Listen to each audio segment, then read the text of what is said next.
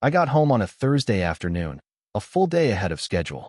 I told Carla I'd be back Friday evening, but the last meeting on the trip got canceled last minute, and instead of extending my stay like some of the other guys, I booked an earlier flight and kept it to myself.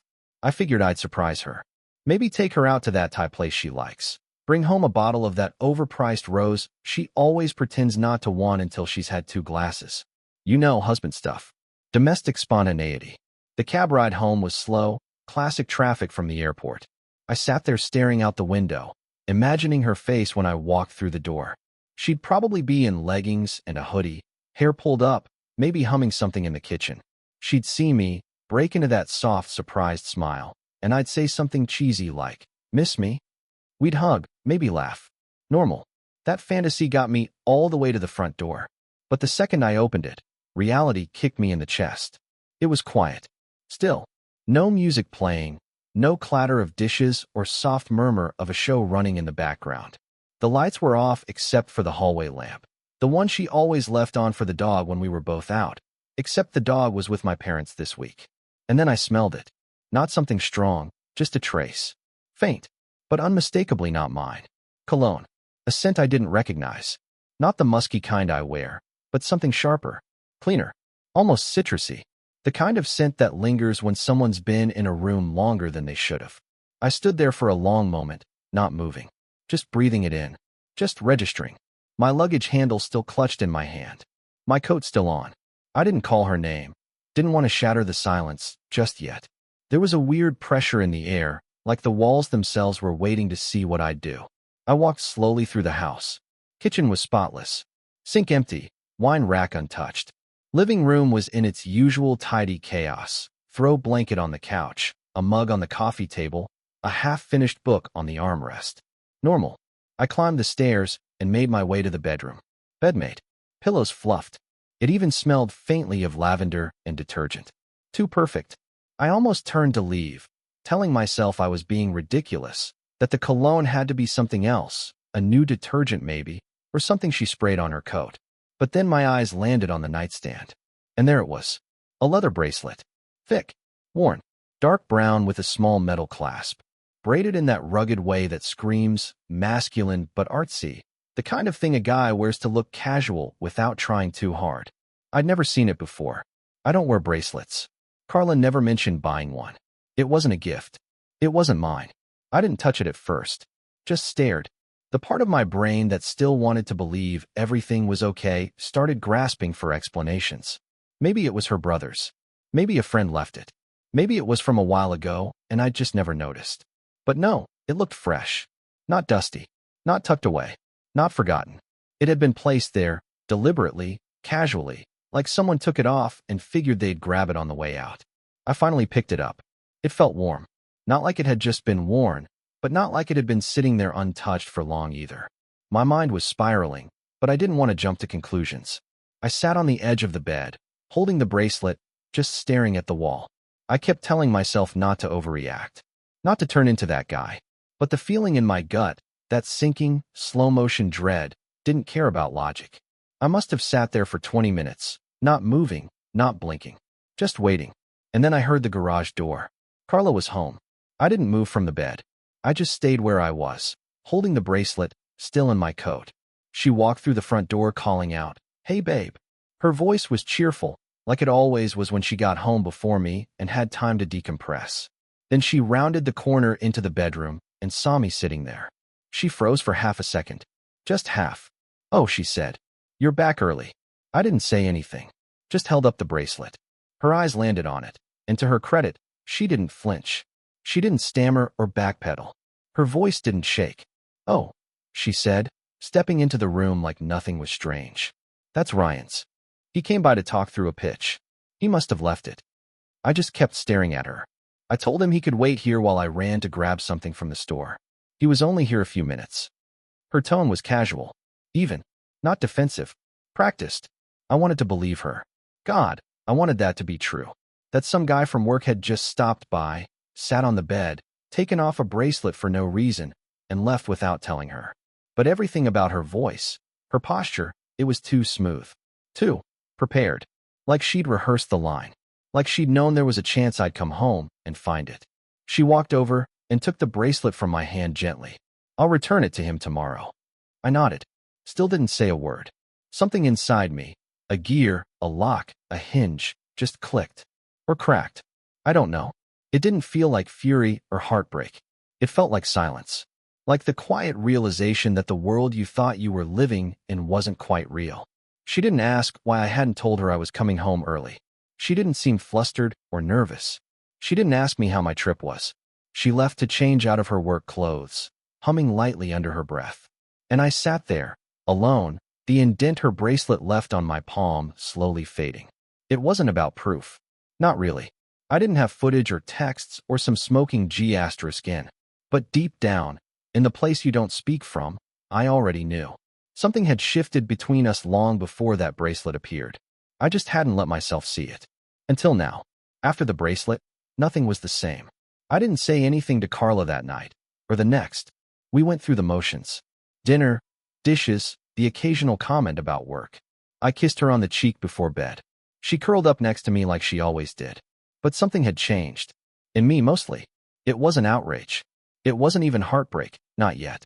It was like someone flipped a light switch inside my head. Suddenly, every moment I'd dismissed over the past few months came crawling back with claws.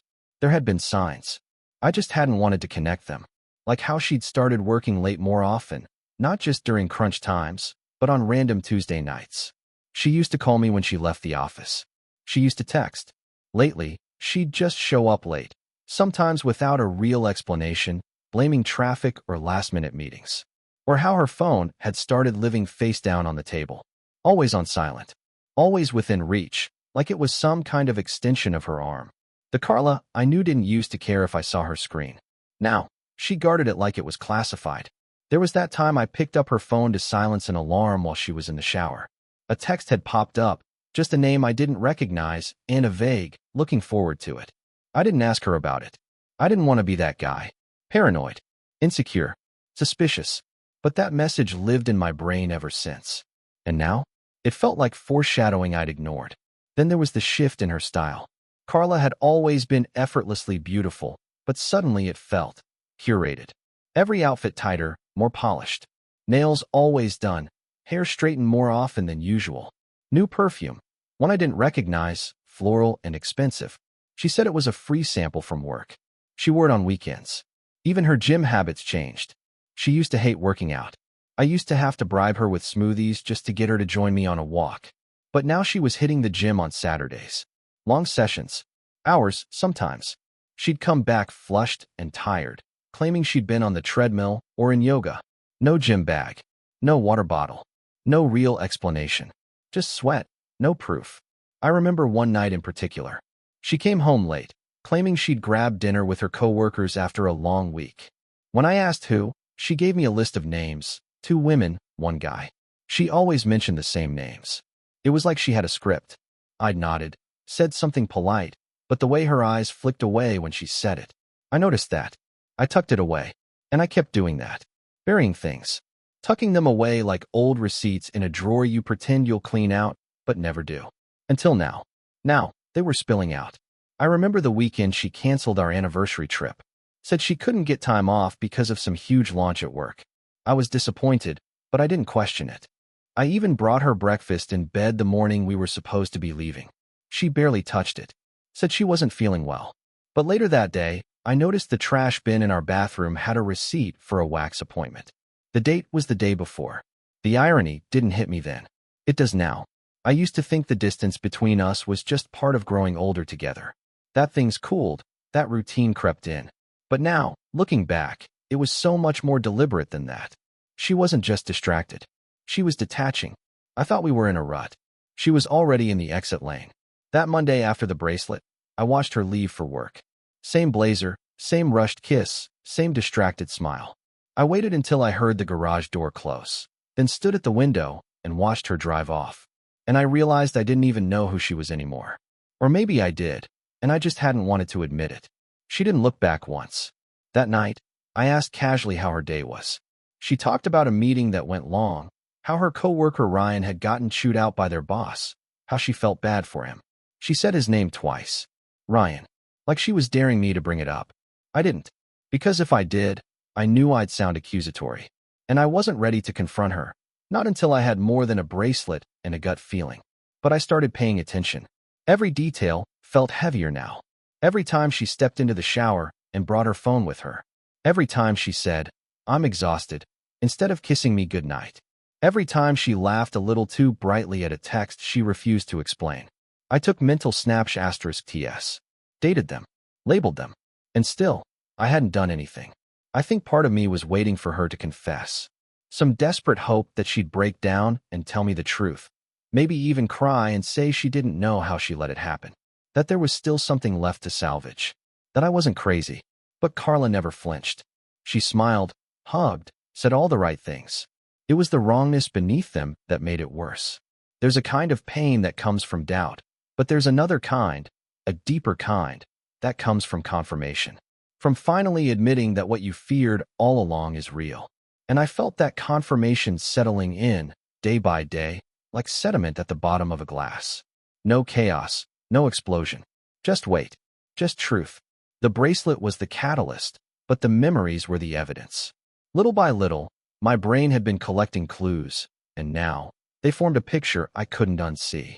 There's this thing people say, that if you go looking for something, you'll find it. But what they don't tell you is that sometimes it finds you first. It slips into your house. It rests on your nightstand. It wears leather and leaves a scent that doesn't belong. I didn't need a confrontation yet.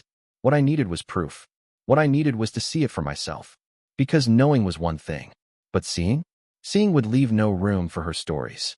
No wiggle room for doubt. So I made a decision that night. Carla didn't know it yet, but the game had changed. I wasn't sitting in the dark anymore. I was about to turn on the light. I told Carla I was going to visit my parents for the weekend. They lived a few hours out, and it wasn't unusual for me to take the occasional solo trip. She didn't even question it, just nodded, kissed me goodbye that morning, and told me to drive safe. No hint of curiosity in her voice. No. Will you be back Sunday or Monday? She was too casual, too relieved, maybe. I didn't go to my parents' house. Instead, I booked a room at a mid-range hotel downtown, the kind with hallways that always smell faintly like carpet shampoo and burnt coffee. I told myself I wasn't being paranoid anymore. I was being prepared. My gut had been whispering for months, and now I was ready to listen. The plan was simple. Leave before her, let her think I was gone, and come back late that evening. Quietly. No warnings. No texts. No slammed doors. I just needed to see. When Carla left that morning, she said she was meeting her sister for lunch and then doing some shopping. Might hit the outlets, she said, tossing her gym bag into the back seat of her car. The same bag she always brought with her on these errand runs, except it never looked used. Just a prop. I waited until she was gone, then waited another hour. Just in case. Then I drove back to the house. Her car was already in the driveway. That was the first red flag. I pulled around the corner and parked down the block, close enough to see the house, but far enough that she wouldn't spot me if she looked out a window. IK** led the engine and sat there for 10 minutes, maybe more. No movement. Curtains drawn. Lights on upstairs. I approached slowly, heart pounding, the way it used to when I snuck into places I wasn't supposed to be as a kid. Only this was my house. My key. My life. Still, I felt like an intruder in my own story. The front door was locked, but I had my keys. I slipped them in carefully, turned them even more carefully, and pushed the door open without a sound. Inside, everything looked normal, almost too normal. Like a showroom. But then I noticed the wine glasses in the kitchen sink. 2. One with lipstick. Carla doesn't wear lipstick when she's home alone. I stepped deeper into the house. The air smelled faintly like pasta and garlic, and cologne. That same sharp scent from the week before. Not mine. Not even a scent you could mistake for mine. My palms were sweating. From upstairs, I heard the sound of a voice. Male. Not loud, just murmuring. Followed by a soft laugh. Carla's laugh.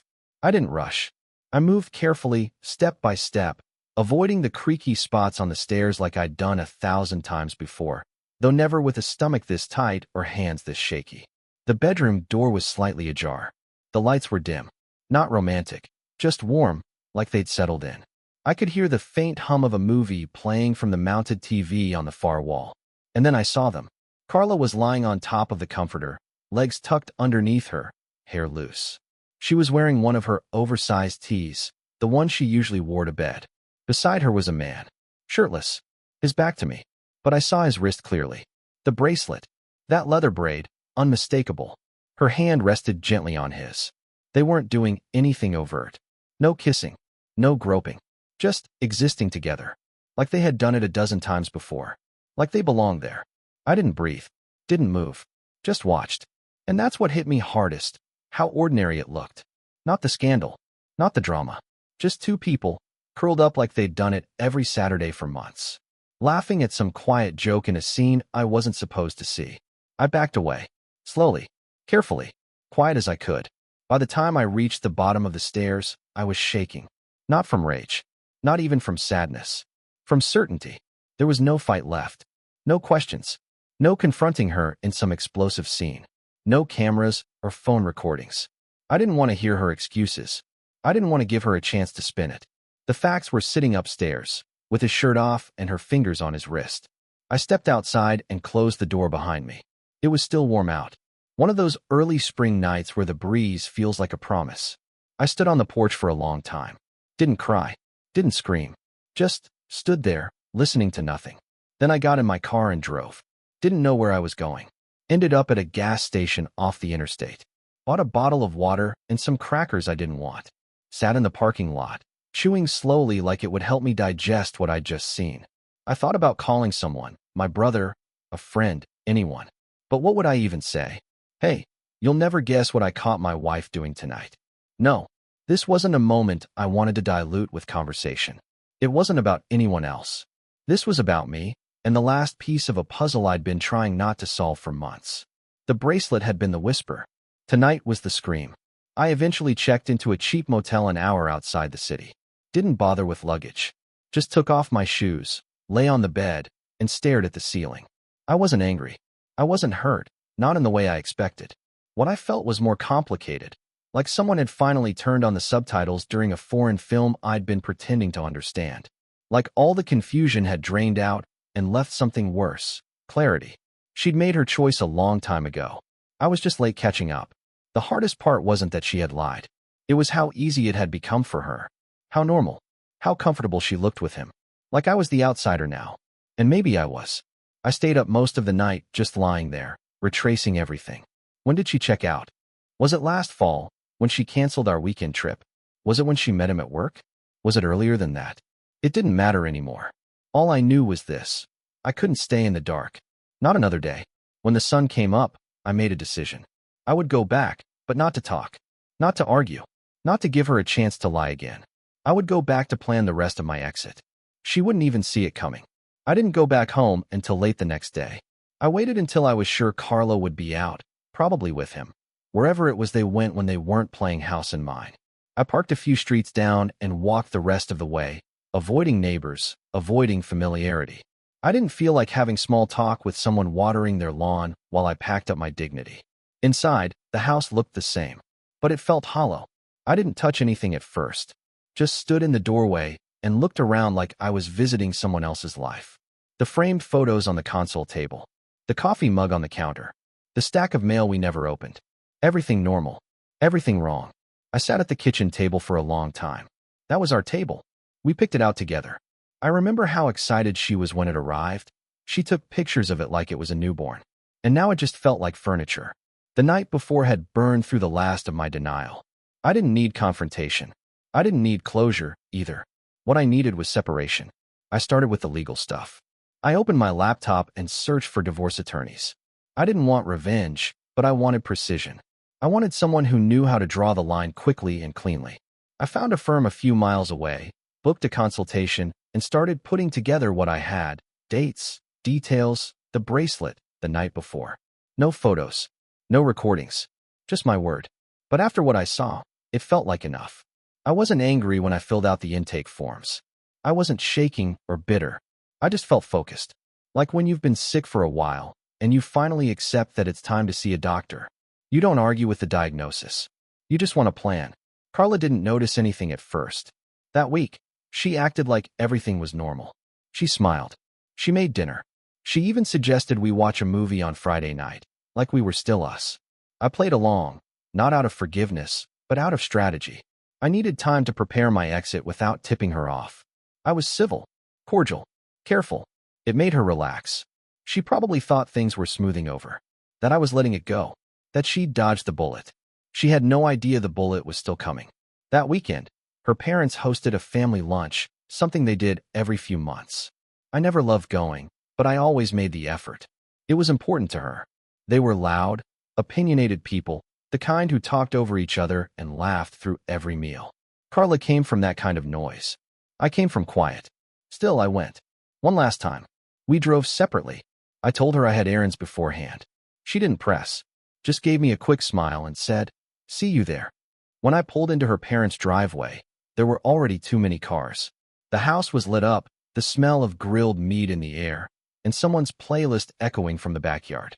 From the outside, everything looked perfect, but I felt like a ghost before I even stepped in. Inside, her mother hugged me tight. Her dad clapped me on the back and asked if I'd seen the game last weekend. I gave polite answers, smiled where I needed to, and followed the flow of conversation. Carla was already there, laughing with her cousins, drink in hand, looking like someone with no guilt left. Her sister, Amanda, was there too. I never got along with Amanda. She always acted like I was the boring one, the safe pick. She'd once called me too domesticated, like that was some sort of insult. The table was set up out back, long and loud. Her uncle made a toast. Everyone clinked glasses. I sat at the far end, next to Carla, across from Amanda. About halfway through the meal, someone made a joke about marriage, something light, some comment about how every husband secretly fears their in-laws. The table laughed. Then Amanda chimed in, loudly enough for everyone to hear. "Well, I guess some men just don't have the energy to keep up anymore. Must be boring being married to someone who treats dinner like a business meeting." Laughter again, this time sharper, directed. I looked at Carla. She didn't flinch, didn't defend me, didn't laugh awkwardly, didn't even glance my way. She just took a bite of her salad like nothing happened. That was the moment. Not the bracelet, not the cologne, not even the man in my bed. That silence, that quiet, deliberate absence of loyalty. It told me everything I needed to know. I didn't argue. I didn't speak. I just sat there, chewing slowly, nodding like I was in on the joke. Inside, I was already gone. The rest of the lunch blurred together. Faces, voices, the sound of someone spilling iced tea, Carla brushing something off her sleeve, Amanda laughing too hard at her own stories. I stayed polite. I made it to dessert. I even helped clear a few plates. But inside, I was packing. By the time I got home, I already knew what I was going to do. I pulled out my bag, the one I used for short trips, and started filling it. Just the essentials. A few shirts, my laptop, a toothbrush. I didn't need much. I wasn't planning on coming back anytime soon. I took the divorce papers I'd printed earlier in the week and placed them neatly in the center of the kitchen counter. I left my wedding ring on top of the envelope. That felt symbolic, but I wasn't doing it for drama. I was doing it because I was done. Before I left, I took one last walk through the house. The living room, the hallway, our bedroom. I didn't linger. I didn't touch anything. I just wanted to remember what it looked like the moment I stopped pretending. As I stepped out the door, I didn't feel free. Not yet. I just felt light. And that was enough to get me moving. I didn't tell Carla I was leaving. I didn't send a message. I didn't wait around for her reaction. By the time she came home that evening, the kitchen counter was already speaking for me. Divorce papers centered neatly, wedding ring placed just above her name. The house would have been silent, still. No sound but the tick of the hallway clock and the slow creak of floorboards that always followed when the air conditioning kicked on. I imagined her standing there, staring at the papers, waiting for her brain to catch up. Maybe she'd say my name out loud, as if I were just in the other room. Maybe she'd even call my phone, expecting me to be angry or tearful. But I was neither. I was gone. I moved into a short-term rental across town. Small, quiet, barely furnished. Just a couch, a bed, and a kitchen that looked untouched by life. I didn't tell anyone where I was, except the lawyer. It felt like hitting mute on my old life, and for the first time in months, I could hear myself think. I stayed off social media, turned off notifications. Carla tried texting a few times. "Can we talk? I don't understand. Please don't do anything drastic." Then silence. I expected anger, defensiveness, but the quiet that followed her messages told me she understood what the papers meant. She'd seen the look in my eyes long before I ever left. She just hadn't thought I'd follow through. A few days later, her mother called. I didn't pick up. Then Amanda. I definitely didn't pick up. Eventually, I got a message from Carla's father, a single sentence that read, "If you want to come to Sunday lunch, you still have a seat." I stared at it for a while. I didn't know if it was pity, formality, or some attempt to keep appearances intact, but something about it pulled at me. One last meal. One last look at the house that had been her orbit since childhood. I'd been sitting at that table for years. Maybe I needed to see it one more time, not for closure, but confirmation. I texted back, "I'll be there." Sunday came with sun and breeze. The kind of weather that made it impossible to believe bad things could happen. I drove with the windows down, letting the wind erase whatever lingering thoughts tried to settle. When I pulled up to the house, everything looked the same. White shutters, hanging ferns, wind chimes by the porch. I wondered if Carla was already inside or if she'd arrived separately, the way people do after a breakup when no one wants to acknowledge the shift in orbit. Her dad greeted me at the door like he always had. Warm, firm handshake, a half hug that smelled like cologne and charcoal. "Good to see you," he said, voice low. "You too," I replied, keeping it short. Inside, the usual chaos. Voices, laughter, the clatter of dishes, and the hum of background music. Her mother moved around the kitchen like a conductor with a wooden spoon. Amanda sat perched on a stool with a glass of wine, her eyes flicking toward me when I entered.